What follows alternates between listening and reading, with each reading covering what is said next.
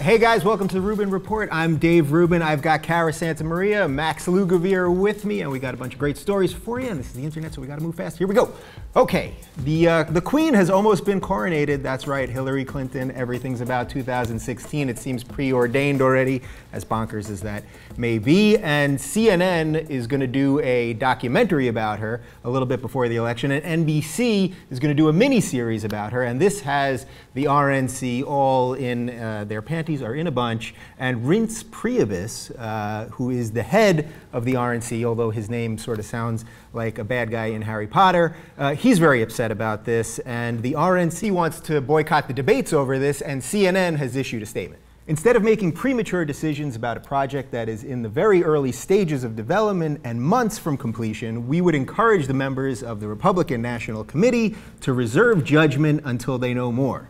Should they decide not to participate in the debates on CNN, we would find it curious, as limiting their debate participation seems to be the ultimate disservice to voters. Okay, so that's CNN's statement. NBC News, they said, well, we're not in cahoots with NBC Entertainment, which I'm not sure about that because Leno interviewed Obama last night, so I'm pretty sure he's now the White House chief correspondent for NBC. Anywho, this is a lot of buzz for Hillary Clinton before the buzz has even begun, and years out. Is this stuff just so stupid and just a culmination of everything that's wrong with our media and the politics? And, Yes. Cara. Yes. Done. Yes. Yeah, no, it's insane. I mean, what a silly bullying tactic on behalf of the RNC. I mean, it's like, what are they, like preschoolers in a sandbox? Like, it doesn't make any sense. Yeah. I mean, I think Reince Priebus is, I don't know whether it's legitimate or not. I don't think it's legitimate, but is concerned about, you know, major news organizations coming out or appearing to come out on the side of a particular candidate, and nobody's announced their candidacy yet, and we have no idea who's going to be in these debates. But I think it's funny that CNN's statement, it had a little snark in it. Yeah. And I think, truth be told, I mean, come on. It is doing a disservice to the RNC if they decide not to air a debate on this like large, failing as it may be, news network, because where else are they going to go? Are they going to start having RNC debates on Fox News? Is that the only avenue they're going to be able to take now? Right, and are they going to only go to their friendly people? Or the Democrats are going to say, well, we're only going to do it on MSNBC?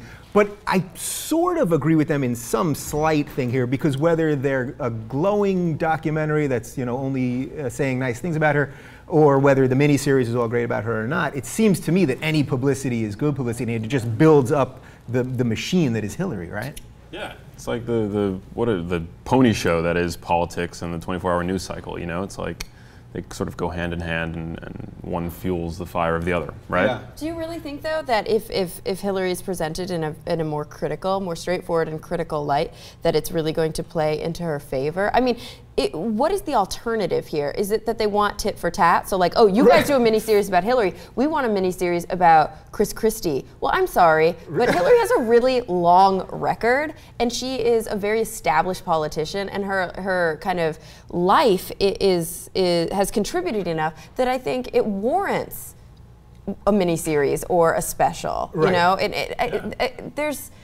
there's no reason to believe that these networks are in cahoots with like the DNC on the 2016 election cycle. That's crazy. So does this just go to like typical Republican talking points, which is the media's against us? So it's sort of like they're just hopping on this to be like, see, we told you the media hates us. Yeah, I don't know. I mean, it's a documentary that I would watch for sure. You know. Yeah. But yeah, I don't know. I mean, it's sad. It's sad that it's really just come down to bickering. Yeah. What do you? To be fair, Reince Priebus is like the worst RNC chairman of all time. What is the deal? Baby. You know, somebody tweeted that if you take all the vowels out of his name, it actually goes. It's RNCPRBS. I mean, that's pretty. That's pretty freaking amazing, isn't it? Like they like made this guy in a lab. But all right, so let's talk about Hillary though in a bigger sense. Like, really, are we just coronating a queen? Is there any chance? What do you think the actual chances are that she is not the next president? Well, I mean, I don't know. I think it's really early. A lot can happen in 3 years. And it's stupid to talk about it. I know. I just think a lot can happen in 3 years. Yeah. A lot can happen. And I think the voting public is really fickle. And so if there's some sort of big scandal that could take her out of the, I mean, it could very well happen. Yeah. I think it's hard to say. Yeah, right now I think she looks like the best candidate. But look back during the primaries when Barack Obama ran for the first time. She was the contender there. I mean, she has been in that slot for a really long time. Yeah.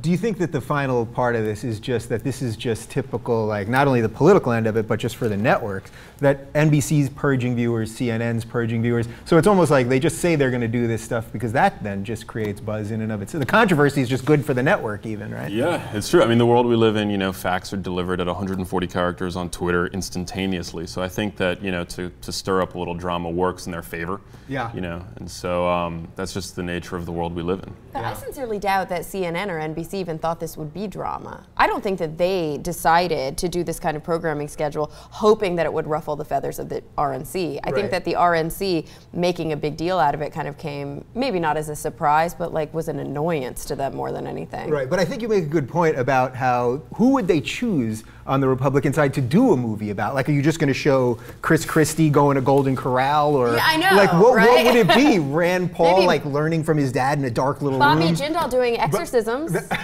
Right? That would be. He performed exorcisms in college, so that would be interesting. How is that not a bigger story? By the way, I know Bobby Jindal is like fascinating to me. He was going to be. He was the golden boy. They said he was going to be their Obama, and then he did that speech. That like, awful. Oof, yeah. They should make a movie based on those exorcisms. I mean, I feel like that would be more interesting than The Conjuring, which got tons of buzz. And I saw it and I was totally bored by it. Totally. There was no political angle. That was Right. All right, let's move on. I want to talk about my favorite pot-smoking, left-handed gay Jew, Barney Frank. He was on Real Time with Bill Maher this past Friday, and he sort of came out of the closet in a new way. Okay, Barney Frank, do you feel more liberated being out of Congress? Oh, you must. Oh, absolutely. I don't have to worry that when the phone rings, it's somebody who's screwed something up and says it's my responsibility to unscrew it. Although you were in a fairly safe district. You were not one of those Congress people who have to worry about every little thing. You could come on this show and sit next to a pot-smoking atheist and it wouldn't bother you. And which pot-smoking atheist were you talking about here?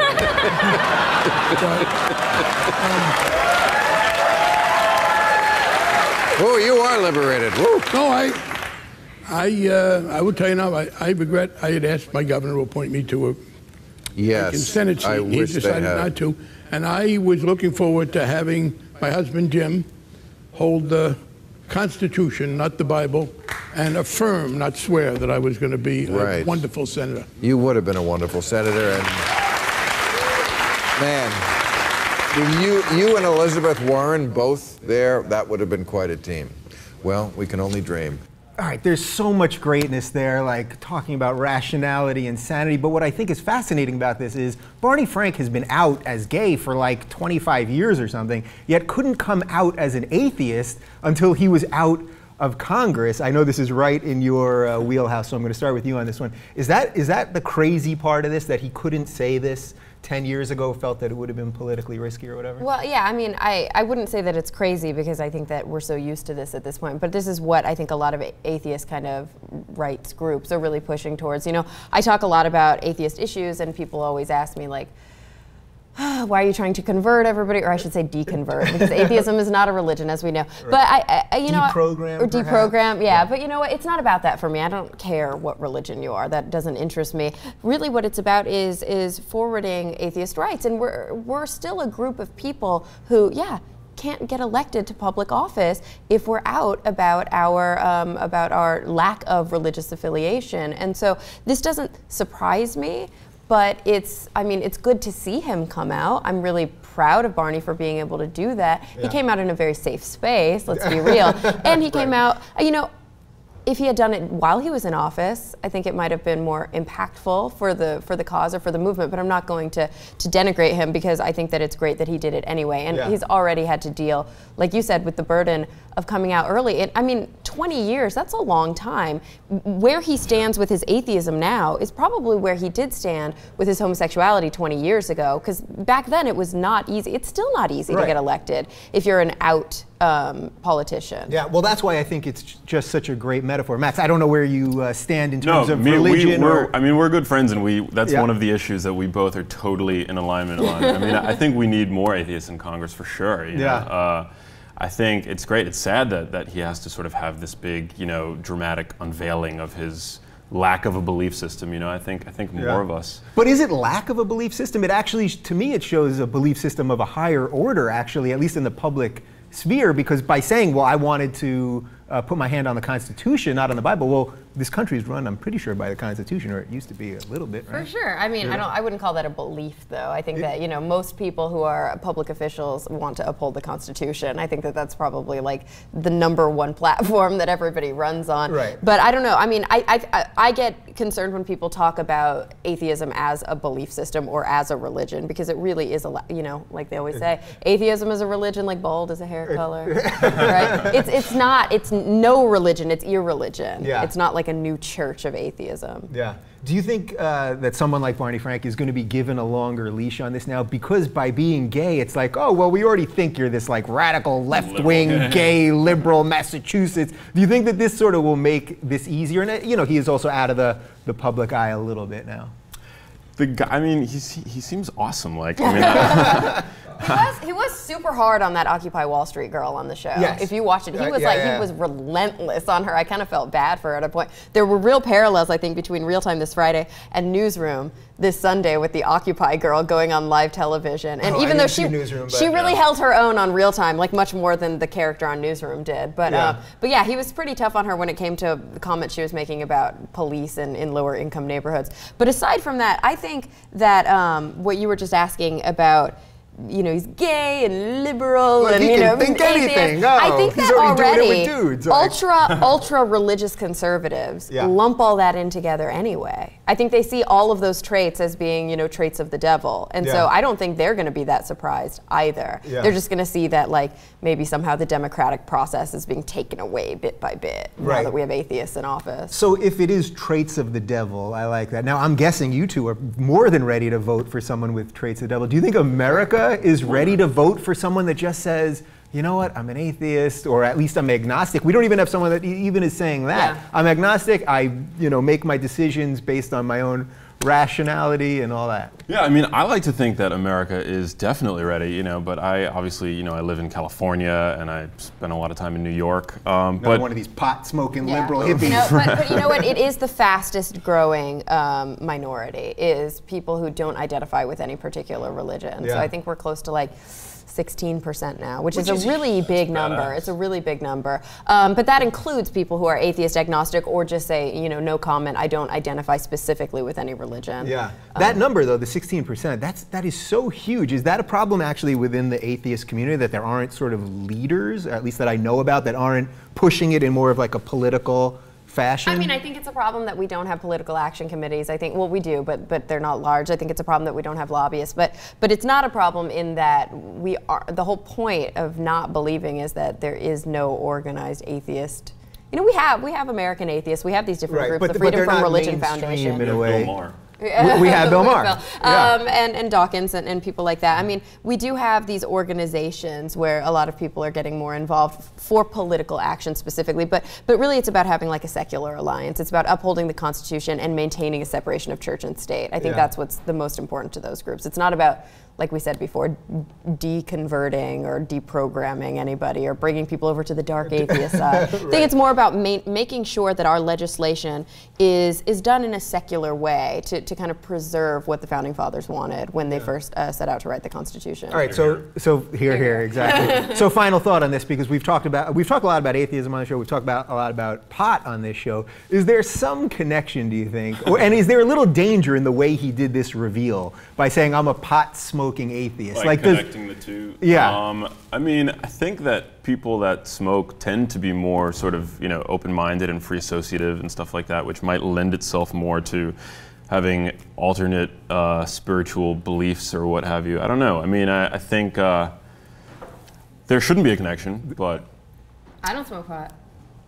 All right, well, I think we can prove that there's at least one not pot-smoking atheist. There you go, America. All right, let's move on. So McDonald's, have you heard it's not good for you? It really is not. This one is big, and I'm completely shocked by this story because everyone's heard about the pink slime with McDonald's, and we're going to get into that in just a second. But just this past week, McDonald's finally announced that they're changing their burger recipe for the first time because Jamie Oliver, a celebrity chef, has been exposing them for doing this horrific process with their meat, where they take the awful scraps that's left after you've taken everything good off the cow, and then you spray it with ammonia. And there are some horrific videos about this, but we're just going to show you a slightly cleaner one because I don't want you to puke on your computer. Here we go. The key ingredient to the process is ammonia. We're going to wash these lean bits of beef that we've spun around there in a water and ammonia solution, and that kills the E. coli and salmonella and any kind of pathogens. So basically, we're taking a product that would be sold at the cheapest form for dogs. Okay, so you guys are on YouTube right now. I don't want you to click away, but you can check out some other videos that are much more graphic than that. But basically, they're taking stuff that is not fit for human consumption. They are spraying it with a chemical that can do all kinds of horrific things to you. Then they're pumping it full of all kinds of other stuff and food dye, all this. We all know all this stuff. And now they're finally changing their recipe because of Jamie, yet the media completely just did not pick this up, which I think is quite bizarre. So my first question is, are we just destined to eat this crap no matter what? Because I almost didn't do this story because I think everyone knows how bad McDonald's is. And even if you show them that crap and spraying it with chemicals and that you're getting the worst cuts of, people are still gonna go. Do we just want to destroy ourselves? I can't even believe that people were referring to the original burger as a recipe. It's more of a formula than anything else. I mean, it's the most disgusting thing I've ever seen. So I'm super psyched. I think that what Jamie has done and has been doing for a long time is awesome. And this is sort of like, I mean, I think that he should consider it a crowning achievement. You know, I mean, that ammonia stuff is so gross. Yeah, I mean, it's really, they literally, are killing. It's there to disinfect the meat. It is there to disinfect the meat, you know, to get rid of E. coli and things like that. But I have to imagine it's also stripping it of whatever minor nutrients might be left in the meat. Is there anything? I feel like you've got something here. You're ready. You know, coming from a scientific perspective, I think that first and foremost, I understand the gut reaction, and I'm not saying that I disagree with it because I don't want to eat that. I for sure don't want to eat that. So I'm going to come out and say that right now. Okay. But I would like to see the science about whether or not the ammonia is harmful to individuals, about whether or not the ammonia is rinsed away, whatever. I think that in this particular case, the reason they do it, now they're using horrifically low quality beef. Yeah. But that's how you get a hamburger for like 80 cents, right? So Right. the issue is, yes, they have to ensure that their customers don't get sick when they eat this. Now, we're talking about sick in the short term from infection. We're not talking about aggregate sickness from eating low-quality food that's nutritionally barren and, you know, not getting the right calories. So I think that this is less an issue about McDonald's and the profit motive and corporate America and blah, blah, blah, and it's more an issue about poverty in this country. I think the real issue here is that people who live in very, very low income neighborhoods don't have access to healthy, clean food, and they're left with only, you know, a handful of options, which is eating basically McDonald's dog food on a bun. And yeah, I think it's easy for us in like the fucking top 5% or whatever to sit around and say like, oh, you know, we Angelinos would never want to sit around, and there's, you know, there's hardly any even fast food restaurants in Los Angeles. We're very lucky in that respect. But go to certain neighborhoods, even here, go to South Central, go to Compton, and see what kinds of food choices people have available to them. That's the problem, and that's what we should be trying to solve. I somewhat agree, but I also think that like where there's a supermarket, there are healthy options, and it's just, it's a matter of education. I've been hanging out recently with Adrian Grenier, who has a company called Shift, and he actually just released a new app called Food Tripping, which helps anybody anywhere in the world find local, organic, sustainable, healthy food options, no matter where you are. And that's helpful. I mean, that's helpful. But I would venture to guess that the number of little pins on this app are significantly higher in rich neighborhoods. Right. I also think that when you're talking about a single mother who's working 3 jobs and doesn't have time to go to the supermarket and buy fresh ingredients and go home and cook a nice meal for her family, you know, she has 5 minutes to figure out how to feed her family on a budget of like $3 a person. What do you do but get a big bucket of chicken from KFC? Right. I mean, the whole system in this country is, I don't want to say designed because that makes it sound like there's some sort of vast conspiracy, but over time has been manipulated in such a way to keep impoverished people in a position where they can't grow out of that poverty. And I think a big part of doing that is being able to eat well, and being able to think clearly when you go to school, when you go to work. I mean, there's such a link there. Yeah, and then those poor people, of course, have either no health care or worse health care, and they're getting sicker, and then they're getting less medical help or no medical help sometimes. Some people don't even realize that like fruit juice is unhealthy, and stuff like that. For sure, a lot of it comes down to education as well. And these are all kind of correlating variables when you go to low-income areas. That's the sad thing, is that the school systems are bad. The individuals don't have appropriate education available to them. They don't have proper nutrition available to them, and it's just a kind of spiraling problem. We have all known about this pink slime thing, and because they just announced that they switched the recipe, but apparently they did it a few months ago. But we've all known about this, and I'm sure that, well, I can't swear that we're all going to go back to McDonald's, but at some point you might be somewhere on the road and have to stop somewhere. So we know, like even now, we were talking about this earlier, but In-N-Out Burger here in California, it's not cows eating other cows and all that kind of stuff. It's real meat. But it's cheap, but it's just as cheap as McDonald's, and yet for some reason people still go to McDonald's. So I don't know that it's always about the choices. People want to destroy themselves in a weird way, I think. Yeah, I mean, I think we're educated enough in Los Angeles to know that In-N-Out is relatively natural in comparison to McDonald's, and that's why a lot of people choose In-N-Out. And even when you're at the In-N-Out drive-thru, you can then make the choice whether or not you're going to have your burger protein style or with the white bleached and rich flour bun. So like.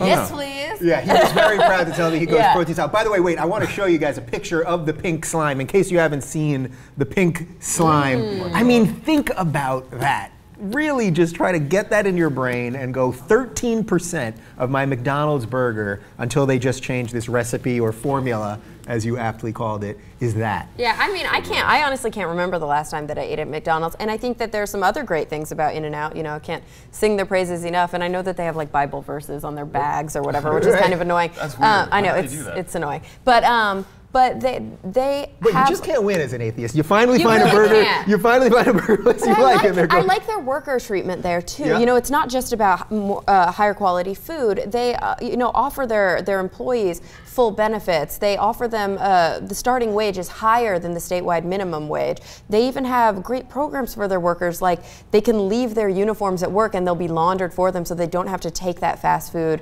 smell home with them. So they're not kind of walking around. Wow. Yeah, I mean, it's a really, I think, kind of forward looking company. And so yes, I guess I kind of do retract my earlier statement about this isn't really about corporate America and about profit motive and things like that, because it would be interesting to kind of compare the business model of McDonald's and In-N-Out. Again, we're talking though about a multinational corporation versus something that's kind of just only on the West Coast, no? You know what? You're having a good conversation when one of the panelists retracts an earlier statement.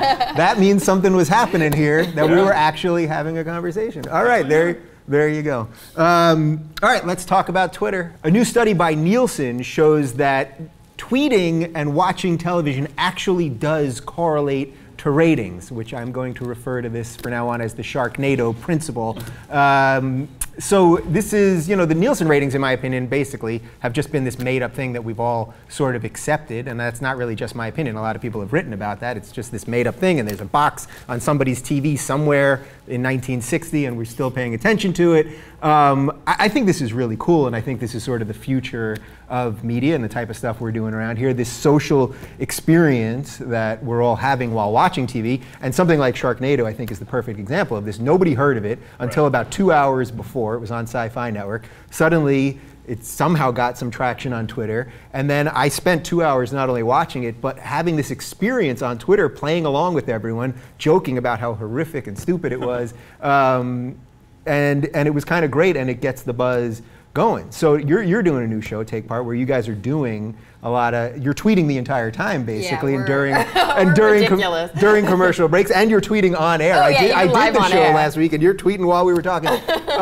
How important is the social media component to television and all the other forms of media? I think that we're seeing kind of an evolution in TV viewing, especially in young people. I think that people are still watching cable news or cable television. I think that there is still some amount of appointment television, but for the most part, people are DVRing things, and a lot of people have moved off to the cable pay model, and they've moved on to kind of a Hulu, Netflix model. And I think that this kind of community engagement is a way that the cable companies can really tap in to their dying fan base and bring them back. Because if the entire globe, or I should say all of America at least, is coming together to watch a program live, and it's more compelling, it's more fun if they're there right when it airs, because they can all communicate like we saw with Sharknado, I think that more people are going to tune in that way. I also see, I don't want to say a downside of that specifically, but if you watch Take Part Live last night,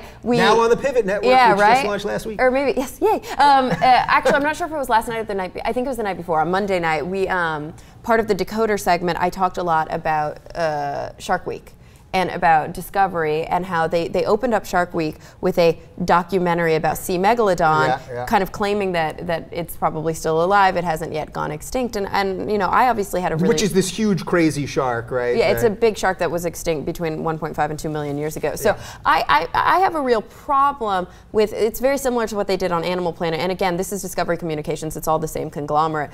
Animal Planet aired a documentary a while back about mermaids and how they're still alive. And people thought it was real. Thought it was real, and a lot of people thought that this sea megalodon documentary was real, and they've kind of defended their stance, saying that they want to feed into the fantasy and blah blah blah. There was like one very short disclaimer, and to me this does a huge disservice to science communication in this country. And I think I spent all this time being very high and mighty and kind of blaming Discovery, and I didn't take a moment to look at the ratings and who's watching and think, maybe we should be kind of taking some of the blame upon ourselves. Like, I say we, I didn't, but many people want this kind of programming. And a lot of times, even with this link to Twitter, these companies, these media companies, are feeding in to what the people are asking for anyway. Now, I think that's a horrible, horrible mistake if you are delivering news or nonfiction programming. Right. But across the board, when it comes to fiction programming, I think what we're seeing is the idiocratizing, just like the Mike Judge movie, of America. It's really dangerous. It's such a good movie. That was a good movie. Yeah. As long as they didn't, re-air Sharknado during Shark Week and try to it's pass it off as the same thing. No, it's literally almost the same thing. It's that bad. Yeah. And Sharknado is already getting a sequel. But isn't there something cool about that experience in and of itself, even if it doesn't really translate to ratings? Because I don't know that the ratings actually of Sharknado were that crazy. Were huge. Well, they were not as record-setting as the Twitter. As the Twitter, right? Oh. Because Twitter, it was nuts. It was completely nuts. But it was still they were still beating out, I think, like primetime shows on major networks, which you would never expect to happen on Sci-Fi. Right. So it helps, but that experience, that's the part that I think is really cool. Like whether it's amazing. I mean, it's like the same power that can like liberate, authoritarian governments, in the Middle East. Like a network, 10 years ago, the best they could hope for is like some press and water cooler conversation. But today, the water cooler is global and it's on Twitter. It's an amazing world we live in. Our whole like shared collective experience of something is like changed. Yeah. So that being said, does it even matter if people are watching? Because that's the part that I think is interesting here. Nielsen seems to be sort of made up, and maybe we're going to get to a point where it doesn't even matter what people are. It's just what they're talking about, not what they're watching. I did tweet a bit about Sharknado, and I didn't watch it. I was like seeing all of the chatter. I was in Vegas for a conference. I was seeing all the chatter. Granted, I was tweeting like, I'm so bummed that I'm not watching Sharknado. I can't believe what everybody's saying just happened to Ian Ziering and blah blah blah. So but I still haven't seen it. That's funny, it's like because sitting in the DVR. We're here in California, so it was all happening during the East Coast feed. So I was actually just tweeting the tweeting of Sharknado. I wasn't even tweeting Shark. I hate that there's not a simultaneous feed on a lot of these networks. So final thought on this. When you go to the old school programming, like CNN is now bringing back Crossfire, which we've talked about, which I think is the absolute worst TV show in the history of television. And I just saw that they launched their Twitter account. It's got a couple hundred followers. Is there something about like the old school media companies and their sort of inability to really handle the social media stuff the way that a younger thing like Take Part or what we do here can really do it, because it's true. It's not coming from some like corporate. Yeah, I mean, I don't think that Twitter buzz is enough to fund good content, at the end of the day. And so I think that like people still need to tune in and support the shows that they like to watch. Because it's sort of like the Conan O'Brien effect too. It's like when Conan was having that whole thing with the Tonight Show, and he had like obviously a way bigger support base than Jay Leno, but his support base, they're not watching TV, So like I think that's part of the reason why he was relegated. So I don't know. I mean, I think that right now, content will get made and Twitter buzz is sort of enough to support that. But yeah, the ad model is going to need to sort of catch up. But I do think it's kind of a duh finding. Right? I mean, and it happens sometimes. You need good statistics to show what everybody kind of already thought. But yeah, the more people that are talking about it on Twitter, probably the more people are watching. There you go, you crazy YouTubers. Twitter is good. Okay, very good. Let's talk about education for a little bit. I like to think you learn a little something on this show. Maybe you get a little dumber. It could be, I'm not sure if it's a net gain or a net loss each week. But the Wall Street Journal has done a report that a teacher in South Korea is making $4 million a year. Now that would make you think that they put a different emphasis on education than we do here in the United States. Kim Ki-hoon has been teaching for over 20 years, and he does these private after-school tutoring programs, and he is paid accordingly because he does a really good job. Let's take a look at some facts about education. This is South Korea versus the United States. High school graduation rate in the US, 77%, South Korea, 93%. Eighth graders ranked advanced. It's 7% in the US, 47% in South Korea. And in 2012, the US spent $15 billion on video games. South Korea spent $17 billion on tutoring services. All right, I mean, it's hard to argue with numbers like that. So there's a lot of ways we can go here. But first off, do we just not put the right emphasis on education in any way whatsoever? Yeah, I think education is definitely like ripe for disruption, and it makes me really happy to hear that an educator is being appreciated, in that way in South Korea. But on the other hand, the fact that there are so many problems with education here in the U.S. has given rise to really innovative startups like Khan Academy and the amazing things that they're doing in education, or a platform for a guy like Ken Robinson to have the most viewed TED Talk of all time, and his thoughts on how education needs to be like disrupted.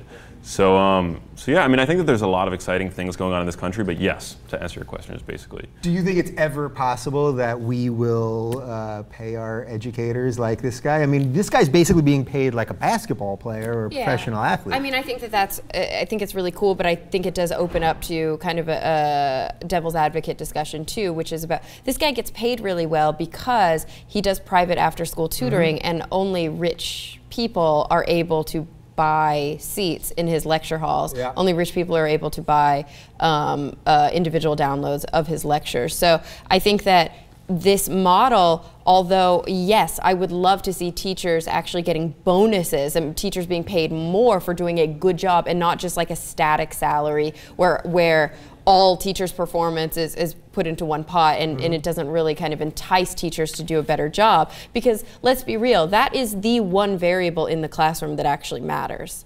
Across almost everything else, having a really solid, good teacher who's invested and who cares is going to have the biggest impact on the education of the students. Yeah. But at the same time, a model like this could potentially just increase the rift between the upper and the lower classes in this country, and we already have a huge middle class problem here. Right. So I could see this going either way. It's a good point. Like, either the rich people are just going to keep being able to pay better teachers, or because everything, the more it goes online and the more people that get involved, it's sort of like healthcare, that the hope is you get more people in on it and there's more resources, and then it ultimately gets cheaper. But I guess there's more competition there, that people, this individual made news because he is the most sought after teacher in South Korea. That's why he's making $4 million. But these are highly competitive tutoring programs, and so there are a lot of people vying for those spots. There are a lot of people vying to make that much money. So the hope would be that even individuals who maybe aren't as successful as this individual teacher are able to pull in, a specific amount of money, and poorer individuals might be able to put their students into those after-school programs. But it really looks like it's an issue of priorities, that parents are prioritizing different in that country. They're willing to put money into their children's education over putting money into, maybe whatever we're wasting our money on here. Right. Video games. Video games. But is there any, I'm a big video game guy. I used to work at electronics boutique. I don't want to brag. I was an assistant manager, But is there any risk in an overemphasis? I don't want to just focus on that. Like, is there any risk in an overemphasis on education, and that maybe we are getting something here in the United States because our kids do play a lot and play video games and blah, blah, but blah. Do our kids play a lot anymore? What are they? I don't know what the kids are doing these days. They're Instagram a lot. They're Instagramming a lot. But they're not, I mean, recess is getting cut. A lot of kids aren't, you know, parents are too scared to let their kids play outside. We have like a massive childhood obesity epidemic in this country. Yeah, obviously, I think that we need to have a well-rounded approach to education. And I think there's obviously a risk of being too kind of totalitarian with the way that you raise your children and forcing education on them to an extent that you don't like get enough hours of sleep at night or that you don't get to exercise. So if we found out that the South Koreans were much smarter than us and even more productive, but at the end of the day we're not as happy because we don't, I'm just playing devil's advocate here for a second, but not as happy because we do play, whether it's outside or just sitting on PlayStation, do you think it's a worth trade-off? It's a worthy trade-off? Happiness versus intelligence. No, I think intelligence is definitely, or it's not even intelligence per se, because there's no way to even standardize, you know, like one sort of overarching intelligence quotient, obviously. But we should do our best to provoke imagination amongst children and sort of creative output and you know, Malcolm Gladwell calls it concerted cultivation, you know, putting kids in as many sort of creative and novel environments as possible.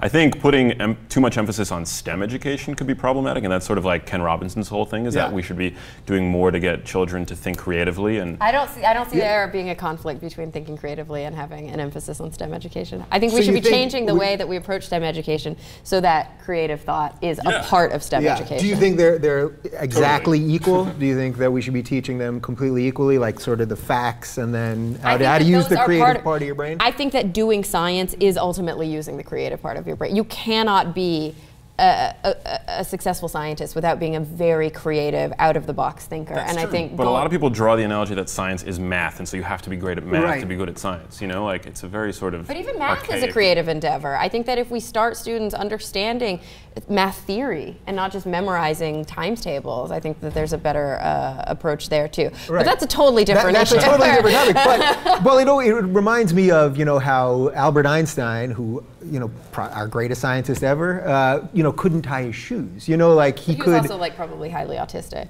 Probably. But the fact that he had trouble doing sort of daily simple tasks because his brain was operating in a whole other realm that few of us ever get to. Although if you smoke some of that pot that we talked about earlier in the show, I guess there's a chance. Okay. Barney Frank. We went all over the place with that one. Okay. All right, one more for you. Porn. We can't do a week here without porn. There's just porn news constantly. Big-time porn star Jenna Presley. Her real name's Brittany Ruiz, which they tell me she's one of the biggest female porn stars around. I'm not quite sure from my own research.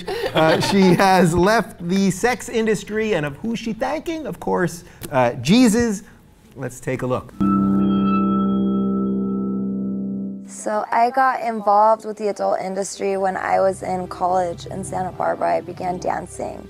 And from that point forward, a couple producers came in and they said that I was beautiful and that I would be great in romance movies. So I went to LA the next day and I shot my very first scene. And I felt so loved that day because I was put in hair and makeup, I was told I was beautiful, I was gonna be a star. And they sent my pictures over to an adult agency who I was with for about 2 years.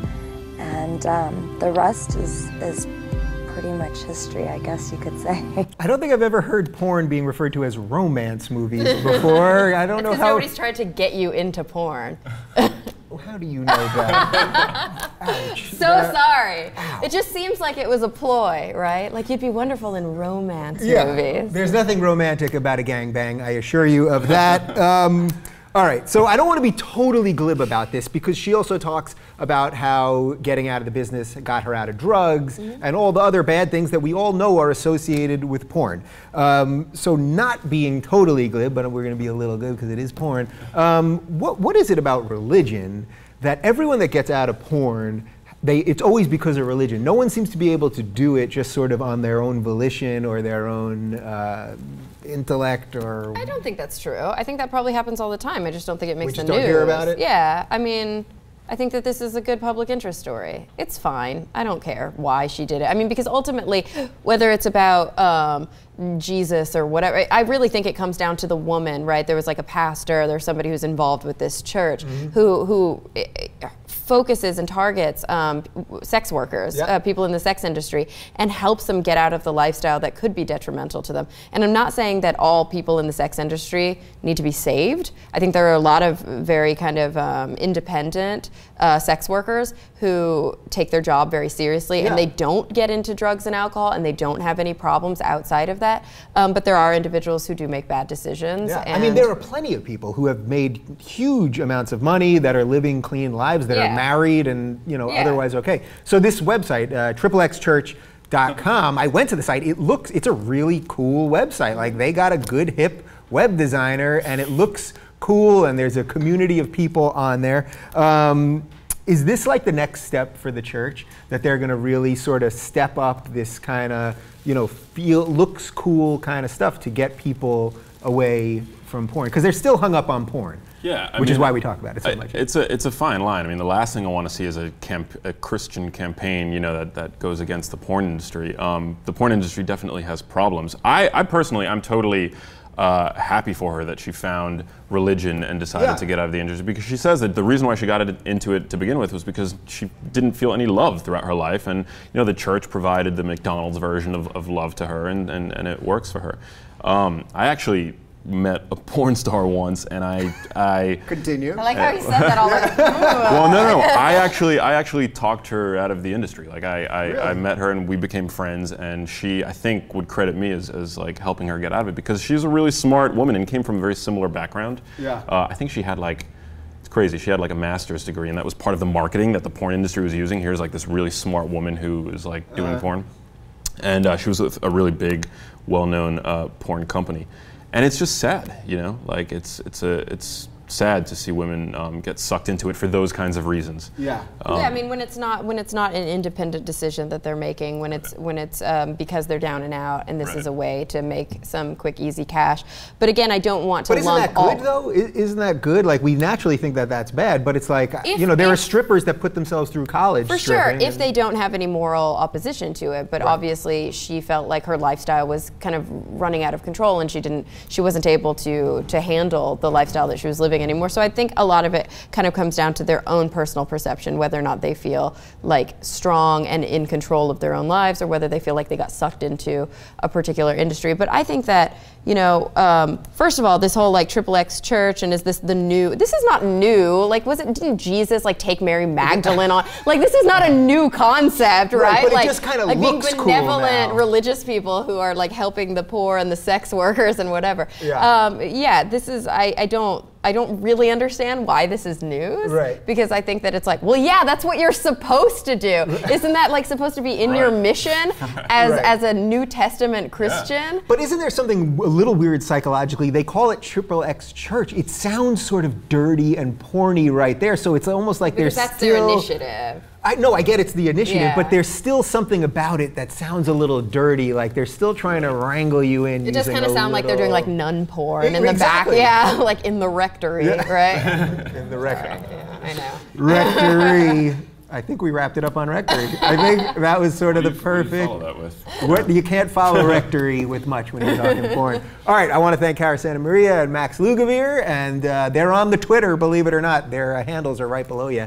And subscribe. There is a button. It's red. You cannot miss it. And if you're colorblind, there's a little gray box. Is it gray? If you're colorblind, would you see red as gray? Help me here, scientists. There's different kinds of colorblind. You don't really see it as gray. You just can't tell the difference between red and green.